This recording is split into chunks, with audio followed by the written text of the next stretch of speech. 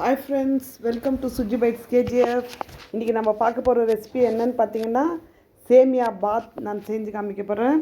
இது என்னன்னு பார்த்தீங்கன்னா ஒரே மாதிரி சேமியா உப்புமாவோ சேமியா புலாவ் இந்த மாதிரி செய்கிறதுக்கு பதில் இந்த மாதிரி ஒரு முறை நீங்கள் செஞ்சு பாருங்கள், சூப்பராக இருக்கும்.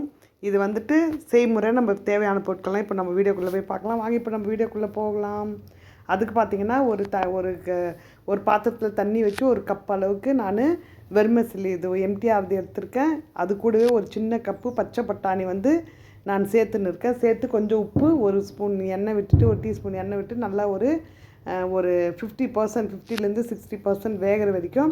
ஏன்னா இப்போ நம்ம பட்டாணி அது கூடவே போட்ட காரணம் அப்படியே வெந்துடும், அது தனியாக வேக வைக்க தேவையில்லை.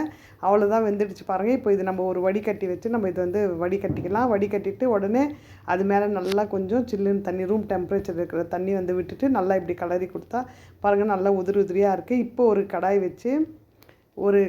வச்சு இப்போ ஒரு 2 டேபிள் ஸ்பூன் எண்ணெய் விட்டுன்னு இருக்கேன்.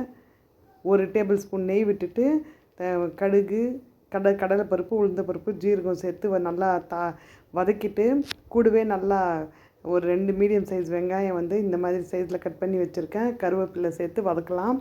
நல்லா வதங்கட்டும். அது நல்லா கண்ணாடி பதம் வர வரைக்கும் வதங்கட்டும். இப்போ பார்த்திங்கன்னா அது வதங்கிட்டே இருக்கட்டும். இதுக்கு ஒரு மசாலா ஒன்று ரெடி பண்ணலாம்.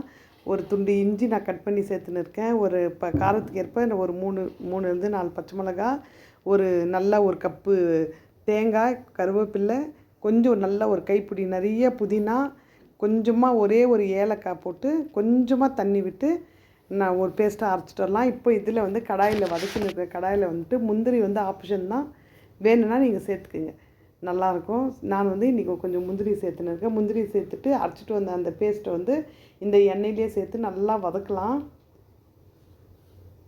நல்லா வதக்கிட்டு நல்லா அந்த பச்சை வாசனைலாம் போகிற வரைக்கும் வதக்கிட்டு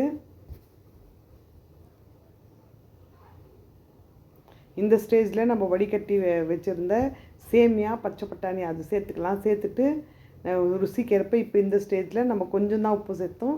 எவ்வளோ வேணுமோ அந்த அளவுக்கு இந்த ஸ்டேஜில் சேர்த்துட்டு நல்லா அந்த மசாலா எல்லாம் அந்த சேமியாவோடு நல்லா அந்த மசாலா அதில் பைண்ட் ஆகணும். அந்த மாதிரி நல்லா கலக்கி விடலாம். கலக்கி விட்டுட்டு